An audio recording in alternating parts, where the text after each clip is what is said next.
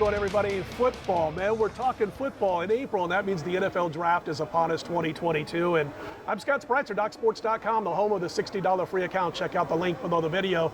And with me are these two guys, Chuck Esposito to my left, Jason McCormick to my right, the brain trust at the Station Casinos and the Race and Sportsbooks. And we're coming to you from the beautiful Red Rock Hotel, Race and Sportsbook. Guys, you know, Chuck's been known for a long time about doing these drafts and really throwing these things together, and I couldn't wait to get into this because I think it's as wide open as we've seen in quite some time. You know, there's not 5 quarterbacks dominating the first round of the draft, so we're going to pick your brains on that in a little bit. But something you guys have put together for this 2022 draft is a draft party here at the Red Rock Station. Tell us a little bit about it, Chuck. Yeah, thanks, Scott. First, it's great to have you out here, and it's always fun this time of year. I think it always kicks off football season with the draft.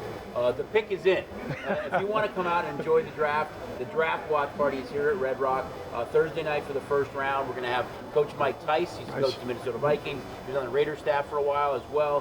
Pro Bowler Corey Chavis, myself, Jason. We're going to make it fun, interactive. We want you guys to ask questions, kind of talk to these guys a little bit and pick their brains. Staycation, a lot of other cool giveaways, and the Pro Football Draft Caps as well. We know there's going to be 1 million people in town. Wanting to give people options.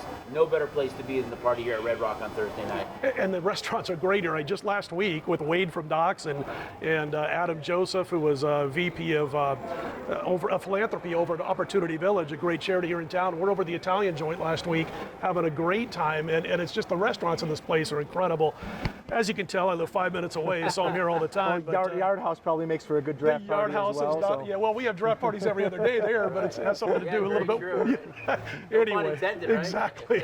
So anyway, I want to talk to you guys because it's not as clear cut, man, that top pick in the draft, and we'll start right there. You got the kid out of Georgia who's, the lineman who's being talked about as being the first pick, defensive lineman for the Jacksonville Jaguars, Doug Peterson, now the coach of Jacksonville.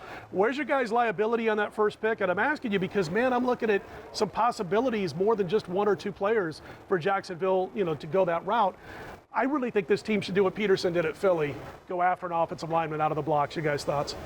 It's been kind of strange. We've had this up since late January. Mm-hmm. Jay and I kind of went through it and looked at it, and there was a lot of buzz on the offensive lineman for Jacksonville, either Cross or Iggy or Neal, one of those guys to protect that investment of Trevor Lawrence. Right. Then Hutchinson became kind of the hot commodity, and he became the favorite. But in the last kind of 48 hours, there's just been a huge push on Walker, the defensive end from Georgia, to be the number 1 pick. He had the one big year. He did well at the combine. But you look at Hutchinson, who's done it for 3 years, and these 3 offensive linemen who have kind of been in the mix as well. Sure. It's kind of strange to see this kind of, rapid, shot up the boards for Walker right now. But definitely some liability on Walker. We're rooting for one of the linemen or Hutchinson at this point, Jay. Yeah, we talked about, from a Jacksonville Jaguar standpoint, the only thing that we do know is they're not taking a quarterback. Right. They did that last year. This team has a lot of needs and a lot of different ways that they can go. It has been somewhat of a surprise to see Walker climb up and shoot up, and you look up all these guys' mock drafts and their player ratings. He's not at the top of anybody's player ratings, which you would expect from the top picks, somebody to be at the top of the player rating. It was Thibodeau from Oregon for a long time, and then really moved to Hutchinson from that defensive end standpoint. So, is this a smokescreen out there in Walker? And Chucky talks about that liability. And one thing from a race and sportsbook standpoint, and he's a draft Nick. I think that there's nothing more that Chuck loves than the draft, and obviously the draft being here in Las Vegas in our backyard, we put up a ton of draft props and really kind of went all in and saying, let's get as much stuff up as we can, knowing that we normally do very, very bad to these. These are normally things that we get beat on, and it's great for the betting public. It's not something that occurs on the field of play. You can do your homework, you can study, you can go look at what teams need and find a way to beat us on these things. So we've got him up, and we're taking action, but I know I'm going to be sitting here Thursday night yelling at him that we're losing too much money on these things. But you said if Walker goes number 1, it's going to start off on an ugly note. It's weird though, because as Jay mentioned, there is a lot of smoke screens, and without having your prototypical quarterback involved, without a John Elway or an Andrew Luck coming out, who is the consensus number 1 guy? And is it a smoke screen maybe to get somebody to leapfrog up there to maybe maybe who wants that guy, and they can trade back a few spots and still get the offensive lineman. So it's anybody's guess at this point, but there has been a huge push on Walker over the last 48 hours. I'm going to guess it's not the first time in his career that he's been yelled at, or the last time he's going to be yelled at if that happens. No. It'll be. It's not yelling out of the day. It's not yelling. It's more of a ribbing and taking shots. That look. Take shots when you can. The darts that come out. Yeah. Well, talking about quarterbacks, it's not the typical, You will hear a huge yell Thursday night. If Hutchinson goes number one, it'll be a big fist bump up there. I'm 6 or 7 minutes from here. That's how long it takes me to get to the Red Rock. I could basically walk here, and I'm guessing I'm going to hear a real happy scream or a real loud scream, unhappy scream coming from the book right out of the blocks. I want to talk quarterbacks because it isn't your typical draft when it comes to quarterbacks and where you've got 3 or 4 guys that are going to go in the top 12 or 13 picks. Although I did see one mock draft by somebody from NFL Network who was thinking that there will be 3 quarterbacks in the top 15 picks. I absolutely do not agree with it. Maybe you guys do. But you look at your list here. And by the way, you mentioned the props and you guys threw a bunch up there. There's a good half dozen pages or so of props. We're going to go through it here and cover some of them. Scott, for me with the quarterback, I'm not sure there's 3 that go in the first round. That's what I'm thinking. And your over-under's 3, right? I just think that it's a dynamic position, and there's teams with such a need, and I have to get somebody to even start just coaching them up to be able to play, and you just can't go and have your organization not have that guy in the locker room and not have that position filled to move forward in the future. Sure. It's such a quarterback-driven league, right? And as you said, there's 5 teams really. If you look at Seattle, Carolina, Atlanta, Pittsburgh. New Orleans, Pittsburgh, they all need a quarterback. Sure. But there's 2 big kind of guys that are out there too, and that's Jimmy Garoppolo and Baker Mayfield. Right. If you're Carolina, wouldn't you rather have Jimmy Garoppolo or Baker Mayfield start for you? Or maybe Pittsburgh, maybe it's not Mayfield because of the interdivision thing, but Jimmy Garoppolo start there. So I think these teams decide like, hey, we don't have to take a quarterback yet.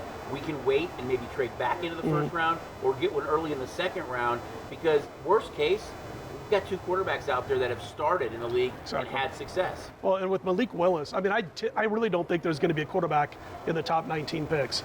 I think Pittsburgh at 20 would be which would be Malik. I mean, they've spent a ton of money flying down and meeting with Malik Willis and really getting to know the guy. They've spent time, they've spent money on trying to find out more about Malik Willis. Not necessarily, I don't think, what he can do physically, but they got to make sure every player you draft has got it between the ears. So I think they've really been looking at Malik Willis. Best case scenario, which was when I was putting this together, was trying to find out, okay, what quarterback could go first in this draft and where. Best case scenario. And the best I can come up with, and I don't think it's going to happen, would be Carolina. You mentioned the Panthers, who draft 6th in the first round, and maybe Kenny Pickett. I mean, that would be, I think, a little bit probably far-fetched. I don't think they're going to go with somebody like that. I think that you can make a case that they have the worst quarterback situation in the league right now. Darnold, I think it's almost a $20 million investment. He's not a starter, is he? $19.6 million. They've got the running back in McCaffrey. You've got DJ Moore. You've got some young skill position players. I think last year their entire draft was defense. Sure. So they got better in that area. But what do they need as a quarterback? They were all in on Deshaun Watson. Yep. They've been all in on all these guys at this point. And there is a little bit of a tie there between Kenny Pickett and Matt Rule. Right. Matt Rule was at Temple. He recruited a high school junior who committed to Temple, and that high school junior was Kenny Pickett. Yep.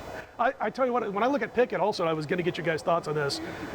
He had the great year under Whipple, Mark Whipple, who's now at Nebraska, the offensive coordinator there. Before that, he was good, but he wasn't first-round material, I thought at least, before Whipple, who's kind of, lack of a better phrase, a quarterback whisperer, took Pickett and really molded him into what he became that last year at Pitt. I'm not sure if that translates over to the NFL. I think he's a big question mark. I mean, if I was going to draft in the first round, I would have to be like with the Steelers to take a quarterback again around 20th, and I'd rather have Willis at this point than Kenny Pickett. Your guys' thoughts on Pickett? Pickett, I'll go back. You almost look a couple years ago at the same thing in a Mitch Trubisky, who the Bears moved up and had the one great year at North Carolina. I'm a Bear fan too. The one great year at Carolina, then moved up the draft board, and whether that was offense or scheme or whatever, but he just didn't have success there. Sure. Whether Matt Rule thinks that he's going to hang his hat on Kenny Pickett, because I don't see anybody else drafting him other than potentially Carolina, and I think that Willis, if you're looking to the future and you talk about a player that has the skill set and has the tools to maybe be successful, in the NFL, clearly has him. It's just who takes a chance, because what is the development for him to be able to play in the NFL? Yeah, competition to get prepared for this.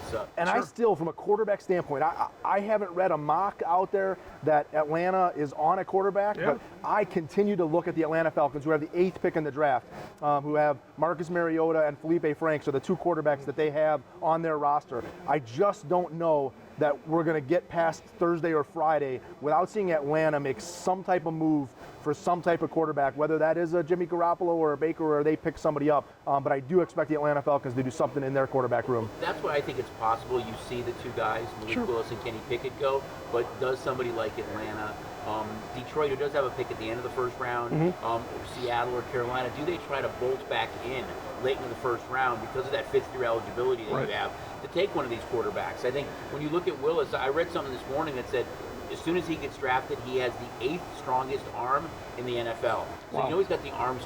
It's just kind of, as Jay mentioned, the level of competition at the collegiate level. How much of a developmental guy is he at this point to get started? You guys have props on which team will draft Malik Willis. I was checking those out. Carolina Panthers, Detroit Lions, Pitt Steelers, Atlanta Falcons, Seattle Seahawks, all the way down to the Indianapolis Colts, with the field being at 8-1. Colts were 25-1 at last check. That might be a little bit stale as I speak. But yeah, you're right. I look at the Falcons and I'm thinking this team needs a pass rusher more than they need a quarterback coming out right now, because they're going to have another project if they draft a quarterback. I like them to go after wide receiver. I think they've got the ranking-wise, they've got the worst wide receiver room in the NFL. If Malik doesn't go to Pittsburgh, I could see Detroit making a little run at Malik Willis. That would be the team that I would think outside of Pittsburgh.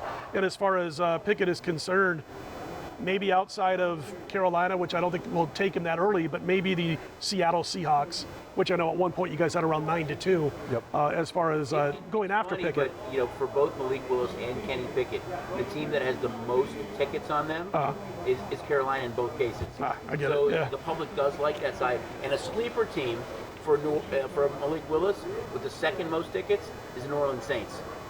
So I can see that, but wide receiver, I still think in the top 10 you're going to see a quarterback go. Okay. And I'm not ruling out Detroit either. Yeah. I mean, they've been really, really quiet with everything.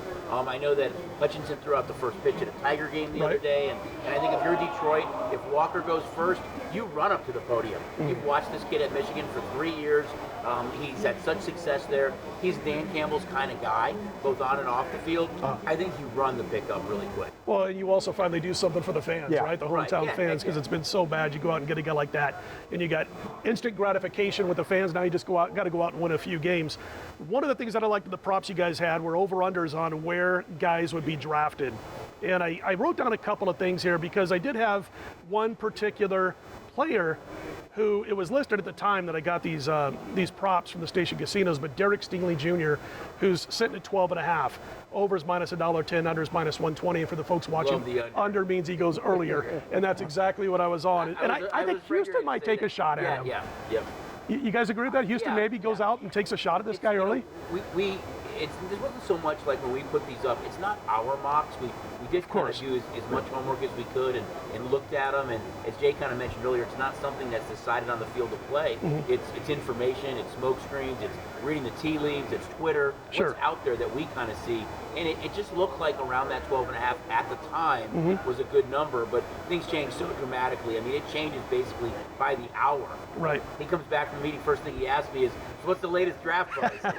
You have to. But again, going back to what I said earlier, this isn't about something that's going to happen on an athletic field. This is something that you can read about on Twitter, read about on ESPN, and stuff is just moving up and down. And these guys they're in these rooms, they're in these camps, they're hearing what these guys are talking about. So you can read into what these teams are potentially going to do. And obviously a huge talent like him. I don't know. I think Houston has both the 3rd pick and then maybe 13. Yeah. Somewhere in that range. So I think that 13 pick was, again, that's probably why the prop was at 12.5.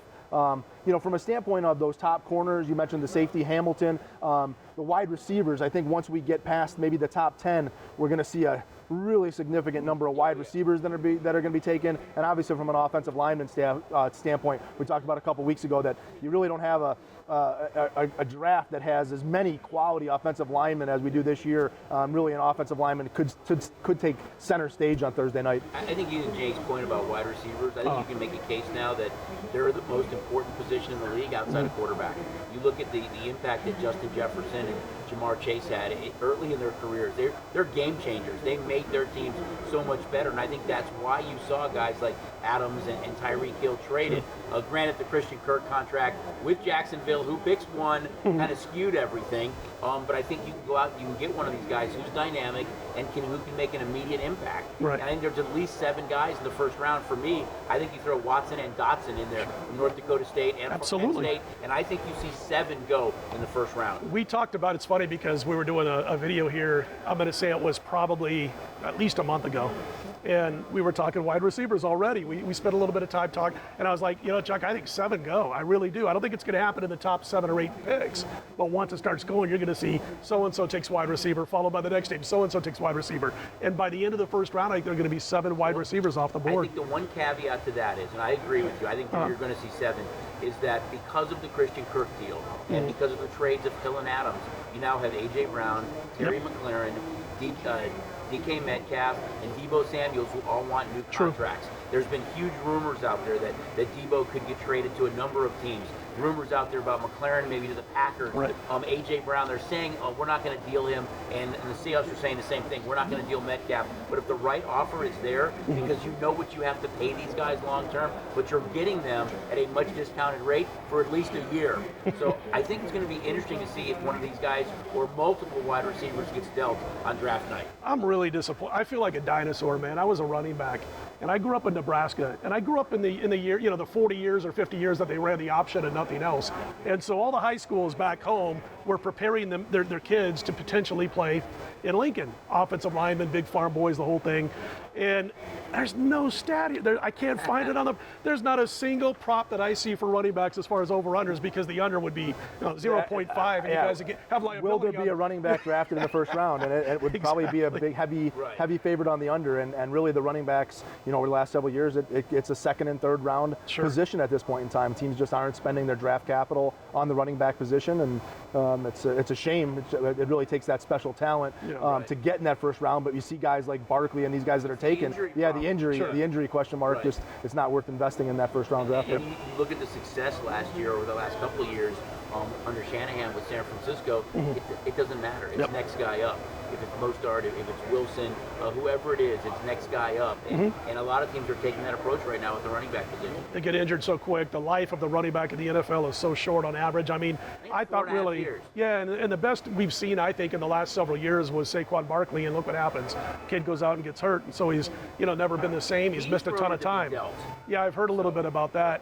Harris went in the first round last year for the Steelers, ended up being a starter for them and having a solid season. Obviously, some of the deterioration of their offensive line and Roethlisberger not able to stretch the ball downfield put a little bit of pressure on him. But again, still think he's going to be a good back. But you said it best. The lifespan of an NFL running back just isn't there. Who went to Denver. I mean, he was good.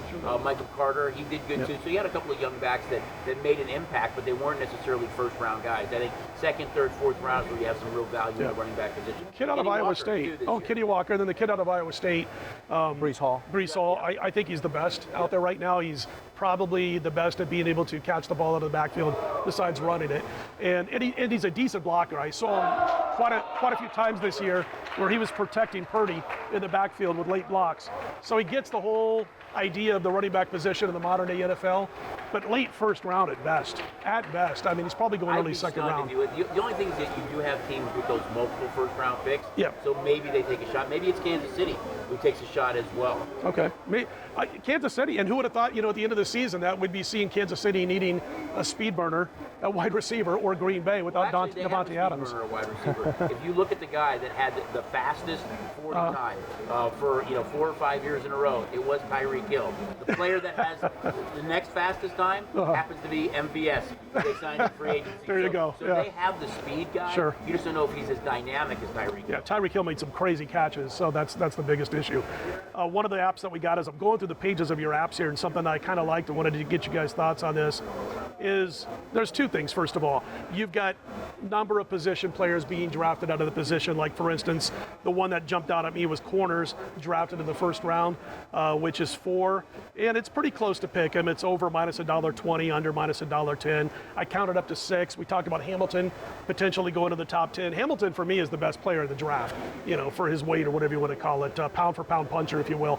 And then I also liked the conferences that you guys put in there. Big Ten number of players, 7. ACC players, 5. Pac-12, 4. SEC, 11. And believe it or not, the one that stood out to me the most was SEC players under 11 players in this particular draft. I've got him at 9. It's sitting at $1.15 last check, the over-under. I think, again, we went through as many mocks as we could and kind of looked at it. I know things change dramatically, and we're kind of juicing them either direction based on a lot of that information. Sure. But, again, it's not something that's decided on the field of play. We're trying to read Twitter, of course, reports from all these teams, looking at so many different things. And we even have a little local flair on one of the props as well. Oh, yeah. Yeah, I'm going to finish up on the point on the conferences. One of the things from that standpoint is you see a lot of these draft props that are 5.5 or 7.5 or 11.5. And one of the things that Chucky and I specifically talked about in the conferences is, as you go through all these mocks, it can't end on a half. We're not going to have a half of a player drafted. And so putting a team at 7 or 11 and it being a push is okay. In order to win it, it's got to be under or it's got to be an over, and not to make that half, because it might be a 7. And there's going to be 7 guys drafted out of the conference, and it's pretty much set. There's not going to be a miss happening in that. So we tried to use solid numbers there, trying to beat us with the over-under and actually telling us that there was going to be a pick short or a pick over, rather than putting the team on the half. And again, from a local flair standpoint, we put up a prop yesterday. We're sitting at Red Rock. Directly across the street on Charleston is Palo Verde High School. Young man 4 years ago, Daniel Bellinger, who's a tight end that played at San Diego State. My son played football with him at Palo Verde, so I got to watch every game that Mr. Bellinger played. I'm really excited for the kid. We're projecting him to go somewhere in the 4th round. I think we've got his over-under at total picks 123.5, somewhere in that range. But again, excited for the young man, excited for his family. And again, from a Las Vegas standpoint, we get to see the Bishop Gorman players and a lot of guys in the league. So excited to have a kid right here across the street from Red Rock from Palo, potentially going to be playing on Sundays. And he was a beast. I mean, he deserves to go. It's funny, I was looking at that because I did see the prop, and I was thinking, gosh, let me see where he's at. Let me see where the mocks have him, all that kind of stuff. See where the mocks at. Absolutely. Right? Well, he flew up the draft board after the combine, and he again, San Diego State, not a prolific passing offense, so he wasn't a tight end that was out there with dynamic receiving numbers and stuff like that.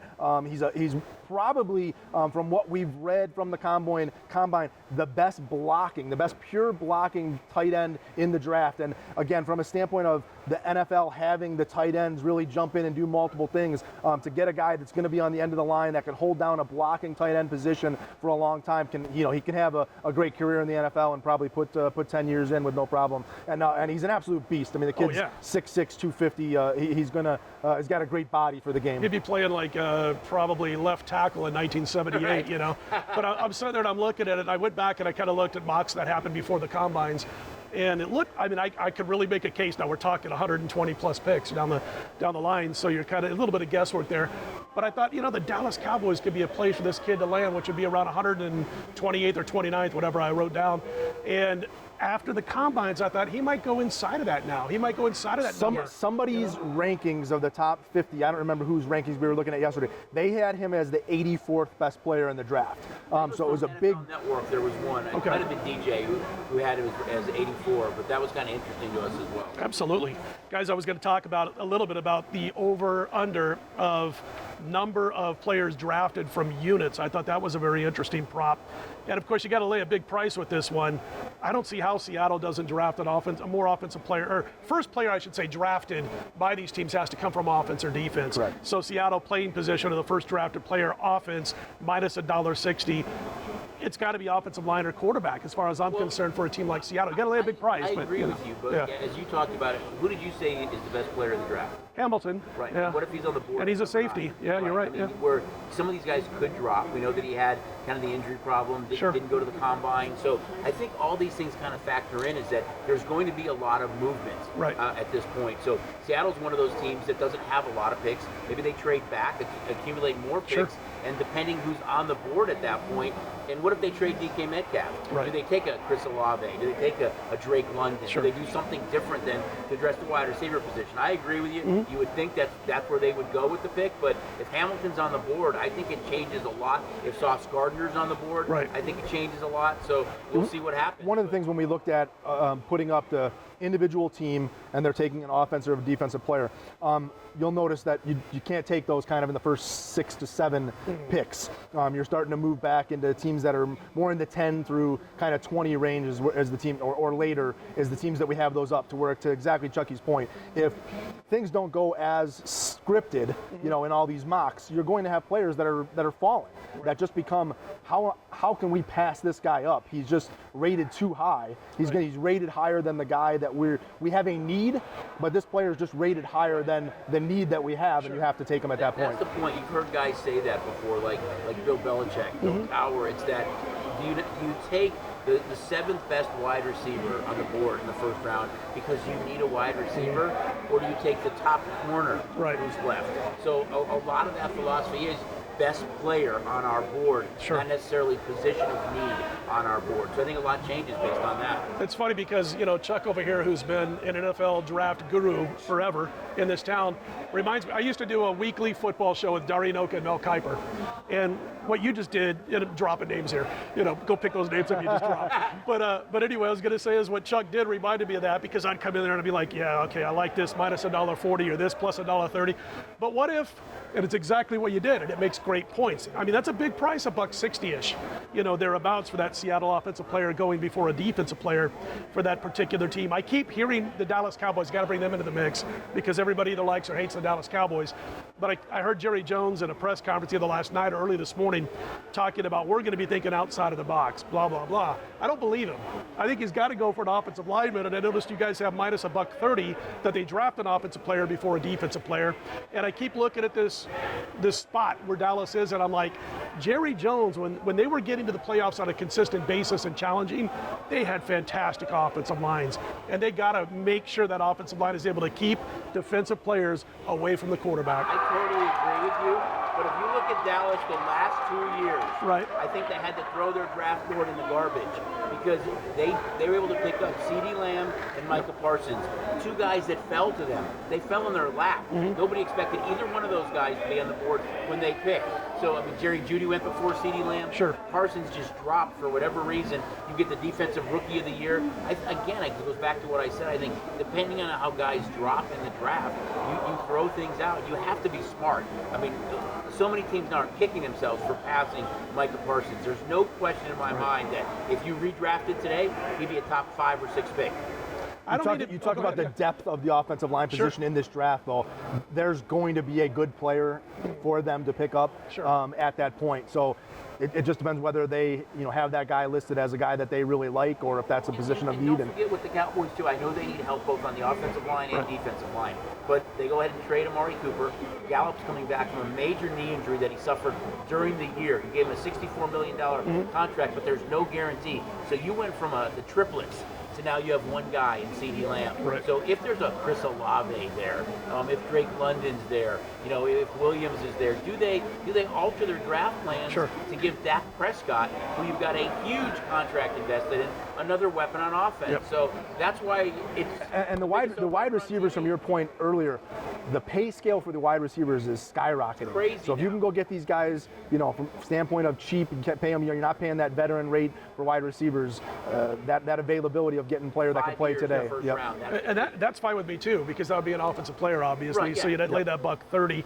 I guess they do lose Gregory too. They do. So, Randy Gregory. I mean, there's other defensive players there. I think they've gotten smarter, where it's not maybe Jerry looking at it like his fantasy team. Is that somebody else is saying, Micah Parsons, we got to grab. CeeDee Lamb, we got to grab. Although they were big collegiate names, they were both expected to go way higher than they did.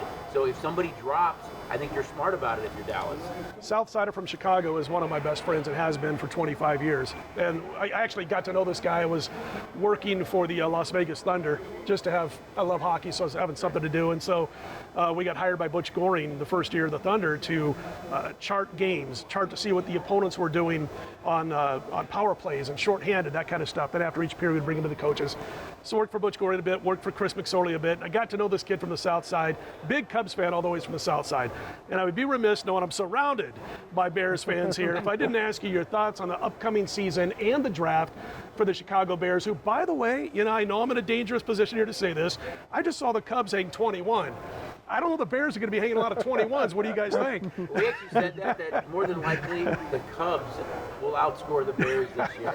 I think it's next year for the Bears. I think having a new coach and GM, they've already started cleaning house. Sure. They might not be done.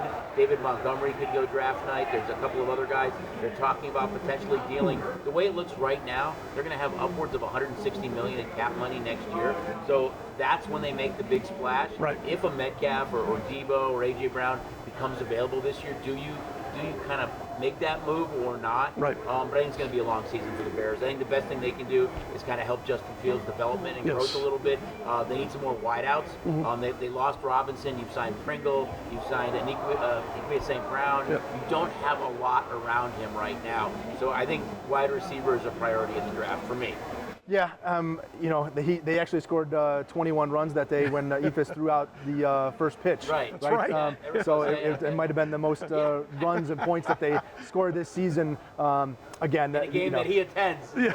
Chicago sports fans, the optimism is always there, and we live in a world of disappointment. So I think it's going to be a long season for the Bears, and hopefully you continue to see the development of Lance. And I really think the young receiver Mooney is a guy that I'm kind of high on, and the fact that our own fantasy drafts, I think he's a player that can step up and kind of had the year that Allen Robinson had the year before. But outside of that, I think that's going to be a long season. I think they look to acquire more picks too, because of all the trades they have made. They lost a lot of draft picks. This was the prior regime. They've already gone from 5 to 6. Sure. They picked up another 2, I think, next year. I wouldn't be surprised to see them even move back a little bit further right now. They have 2 in the second, but if you can move back in the second and pick up a third and a fifth, I could see them doing it multiple times. Again, this isn't the year. I mean, Poles comes from the Kansas City kind of tree of everything that goes on there. So Right. I wouldn't surprise me at all to see them move back and try to acquire more picks. Chuck Esposito, Jason McCormick, of course, here at the Red Rock Racing Sportsbook big draft party coming up on Thursday night. Before I let you go, I gotta get your guys' favorite prop that they can find at the station casinos before I let you get away. Who wants to kick it off? To me, it's the quarterbacks. Okay. Is that not having that John Elway again or Andrew Luck type guy? Which team, having a list of 10 teams for both Willis and Pickett listed and the field, actually goes up and gets that quarterback? For me, those are the two that really stand out to me because it's such a quarterback-driven league. Sure. I'm going to leave you hanging the rope. We're not done yet. There's more props coming up. Okay. We're going to continue to work on them the next couple of days. We don't want to leave people left out there and to look at the draft board and look at our props and not find something they like. So we're continuing to look at stuff, and we're going to look at some stuff going into the second round, going into the third round. We talk about players like a Daniel Bellinger, some guys that are going to be a little bit later in the draft. We're going to continue to kind of look at those type of things. There's another Bubba Bolden was another kid that played at Gorman, went to Miami. Sure. That's going to come out. So we're still working, and maybe some second and third round stuff to kind of wet your whistle there. All I know is the more that we put up, the more ribbing I'm going to get. But no, it is a lot of fun to put them up, and it's such a big event out here, Scott. I really wish we could put something up on a trade, because we've got this list of teams that are going to draft, and that trade's coming. Sure.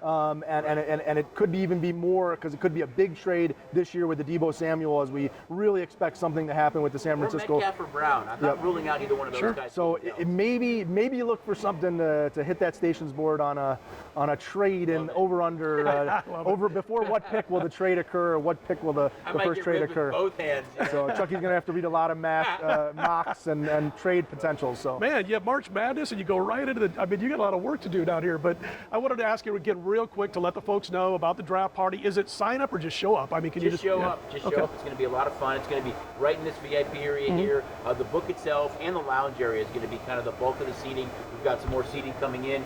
Mike Tice, Corey Chavis, myself, and Jason. We'll be kind of hanging out up here. They'll have some mics though, so everyone will be able to hear them. We just want to make it fun, really interactive, and give the guests an opportunity to really enjoy the draft watch party here at Red Rock. Yeah, drink giveaways, cap giveaways, staycation giveaways. So, you know, if you're restaurant giveaways, a lot of cool stuff. And the cool thing is, for people that come out of state, I always kind of take things for granted that everybody follows this all as close as we do in the state of Nevada. Now they're starting to with legalized betting all over the place.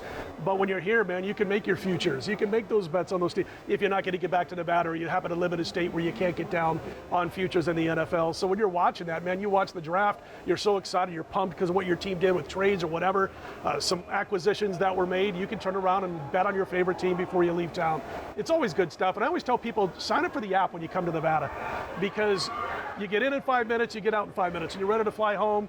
You either get that money back or what have you, and it takes about 30 seconds to get that money back. Your app is taken care of. You can jump on the plane, you can go home. But I'm looking forward to it, guys. I think it's going to be a fun draft because it's wide open. One of the key things from a betting on the draft standpoint is anything that has a specific player's name listed will lock out Wednesday at 5 o'clock. Oh, okay, good point. So we can't go up until Thursday. We've got some rules that we have to follow and regulations. So anything that has a specific player locks out Wednesday at 5 o'clock, and then Thursday at 5 o'clock, right when the draft starts, everything else that's in the first round is going to shut off. So it's not like you're going to be able to get to the 11th pick and then be able to make your bet on something that may be occurring in the 15 or 16. So you're going to bet the draft, get down here Wednesday before 5 o'clock to make sure that you've got your props available to you. With that said, you're going to come out here, it's going to be a fun draft watch party, but you can have a vested interest as well. Exactly. There's so many different draft props on the board right now that get the app or come in and bet at one of our properties early, so you have these draft props, you have these wagers in, so you can enjoy that 3 or 4 hours that night with a lot of cool stuff going on. Wasn't that long ago when we couldn't do this stuff, guys. No, it wasn't that long ago. But Chuck, good to see you again. Thank you for coming out. Best of luck, guys. Jason, I'm Scott Spreitzer, DocSports.com. Check out that link below the video, that free $60 account if you're not yet a member at DocSports.com. Let's put them in the win column, everybody.